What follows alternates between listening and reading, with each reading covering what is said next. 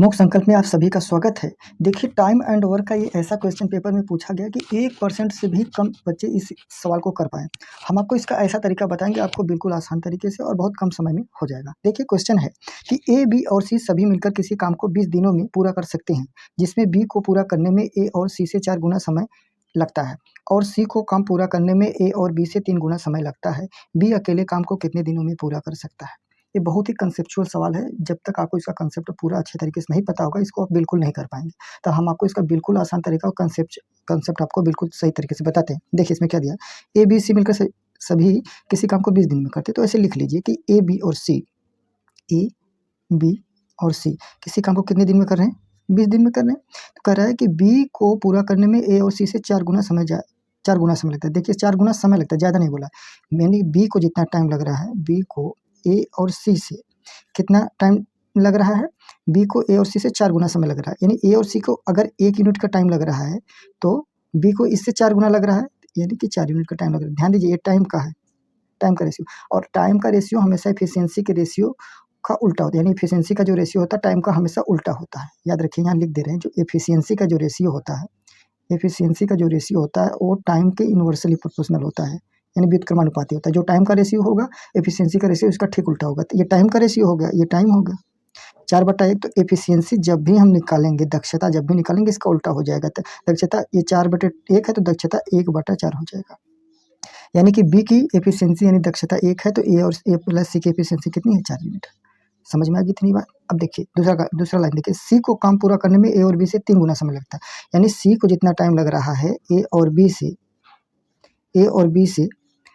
सी को ए और बी से 3 गुना लग रहा है। ए और बी को अगर 1 लग रहा है, तो सी को इसका 1 का 3 गुना, 3 यूनिट टाइम लग रहा है। ध्यान दीजिए ये टाइम का रेशियो, तो अभी हमने बताया एफिशिएंसी का रेशियो इसका ठीक उल्टा हो जाएगा। 3/1 है, तो एफिशिएंसी कितना हो जाएगा? 1/3 हो जाएगी।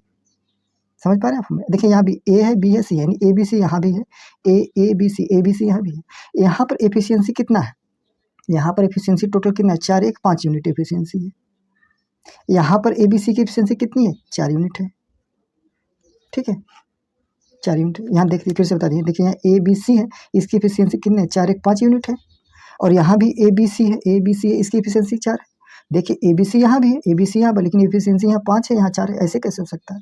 अगर ए बी सी है तो हर जगह ए बी सी की एफिशिएंसी बराबर होनी चाहिए। यहाँ 5 है, यहाँ 4 है, तो बराबर नहीं है, बराबर करनी पड़ेगी। बराबर करने का सबसे बेस्ट तरीका यही होता है कि उसका एलसीएम ले लीजिए। तो 5 और 4 का एलसीएम बताइए कितना होगा? अगर नहीं आ रहा है तो यहाँ निकाल लीजिए, आ रहा है तो लिख दीजिए। 5 और 4 का जो एलसीएम होता है इसे निकाल लीजिए। 2 हो गया या 5 हो गया, 2 दूनी 4 हो जाएगा, 2 ये 5 हो गया, 2 एक कम 2 हो गया, या 5 हो जाएगा। 5 दूनी 10 दूनी 20, यानी कि एलसीएम कितना हो जाएगा? 20 हो जाएगा। यानी 5 और 4 का एलसीएम कितना हो जाएगा? 20 हो गया। तो इसको 20 बनाना पड़ेगा। तो 20 बनाने के लिए इसमें कितने से मल्टीप्लाई करेंगे? 4 से मल्टीप्लाई करेंगे। इसमें कितने से मल्टीप्लाई करेंगे? 5 से मल्टीप्लाई करेंगे, तो 20 हो गया। यानी एफिशिएंसी यानी 5 यूनिट की वैल्यू 20 है। यहाँ पर 5 यूनिट की वैल्यू ये 20 है, तो 1 यूनिट की वैल्यू कितनी हो जाएगी? 4। तो 1 यूनिट की वैल्यू अगर 4 है, तो 1 की वैल्यू यहाँ 4 हो जाएगी, तो 4 की वैल्यू कितनी हो जाएगी? 16 हो जाएगी। समझ पा रहे हैं आप हमारी बात को? इसको देखिए, इसकी भी टोटल 20 है, यानी 4 यूनिट की वैल्यू 20 है, तो 1 यूनिट की वैल्यू अगर निकालेंगे तो 5 हो जाएगा। 5 हो जाएगा। 1 यूनिट की वैल्यू 5 है, तो 1 की वैल्यू 5 हो जाएगी, तो 3 की वैल्यू कितनी हो जाएगी? 15 हो जाएगी। यहाँ भी देखिए 5 और 15 मिलकर 20 हो जा रहा है, 4 और 16 मिलकर 20 हो जाए, टोटल 20 बन रहा है। यानी यहाँ देखिए बी की एफिशिएंसी कितनी हो गई? 4 हो गई। यानी बी की एफिशिएंसी कितनी हो जाएगी? 4। और सी की एफिशिएंसी कितनी हो जाएगी? 5। ये एफिशिएंसी है ना, सी की एफिशिएंसी 5 हो जाएगी। बी की 4, सी की 5। अगर इसका निकालना चाहे तो हम निकाल सकते हैं, इसका भी निकाल दे, क्योंकि आगे सवाल में जो भी क्वेश्चन आएगा हो सकता है किसी एक का पूछे, तो हम ये भी निकालना सिखा दे रहे हैं। हालांकि इसकी जरूरत नहीं है, लेकिन हम आपको सिखा दे रहे हैं। देखिए ए और बी की टोटल एफिशिएंसी कितनी है? 15 है। यहाँ देखिए ए और बी की टोटल एफिशिएंसी कितनी है? 15 है। तो जिसमें से बी की एफिशिएंसी 4 है, बी की एफिशिएंसी 4 है, बी की 4 है बराबर 15। तो ए की एफिशिएंसी जब भी निकालेंगे तो 15 4 इधर हो जाएगा, 15 से 4 गया कितना बच जाएगा? 11। यानी ए की एफिशिएंसी कितनी हो जाएगी? 11 हो जाएगी। समझ पा रहे हैं? हालांकि इसकी जरूरत नहीं है, लेकिन हम आपको इसको निकालना सिखा दिए हैं, ताकि आगे जो भी क्वेश्चन आए आप इस तरीके से कर लें। तो ये आपको सीखना पड़ेगा, ठीक है? ये बहुत ही आसान है। ऐसे में क्या करिए, सबसे पहले इसको क्या करिए, एफिशिएंसी को बराबर करना है। ए बी सी यहाँ भी, ए बी सी यहाँ, तो एफिशिएंसी सबकी बराबर होनी चाहिए। अगर ABC यहाँ है तो ABC भी की एफिशिएंसी जितनी होनी चाहिए, यहाँ भी एफिशिएंसी उतनी होनी चाहिए। यहाँ एफिशिएंसी 5 है, यहाँ 4 ऐसे हो नहीं सकता, बराबर होनी चाहिए। तो इसको भी 20 बनाओ, इसको भी 20 बनाओ। तो ये जितना दिया है 4 1 5 यूनिट की वैल्यू 20 है, तो 1 यूनिट की वैल्यू 4 हो जाएगी। 1 की वैल्यू 4 तो 1 की वैल्यू 4 हो गया, 4 की वैल्यू 16 हो जाएगा। इसी तरह 3 1 4 की वैल्यू कितनी है 20 है, तो 1 की वैल्यू 5 हो जाएगा, 1 की वैल्यू 5 हो गया, 3 की वैल्यू 15 हो जाएगा।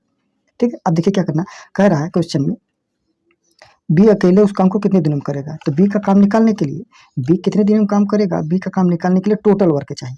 तो अब देखिए टोटल वर्क कैसे निकलेगा, ABC तो 20 दिन तक काम कर रहा है, तो यानी टोटल वर्क निकाल के 20 दिन में ABC की एफिशिएंसी कितनी है, टोटल ABC की एफिशिएंसी 20 है, तो 20 गुणे 20 कर देंगे, टोटल वर्क आ गया, टोटल वर्क अपन बी की एफिशिएंसी तो निकाली चुके हैं 4 है, समझ पा रहे, ये पूरा टोटल वर्क है, ये बी की एफिशिएंसी।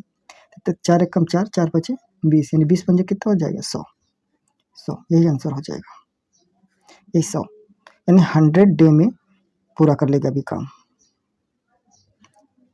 ठीक है, इस क्वेश्चन को अगर नहीं समझ में आया होगा तो इसको फिर से देखिएगा। इसमें 1-2 पॉइंट याद करने वाला है। क्या क्या पॉइंट याद करने वाला है, एक एफिशिएंसी जो होता है टाइम का इनवर्सली प्रोपोर्शनल होता है। टाइम का जो रेशियो होता है एफिशिएंसी का उसका ठीक उल्टा होता है, या एफिशिएंसी का जो रेशियो होता है टाइम का उसका ठीक उल्टा होता है, ये याद करने वाला है।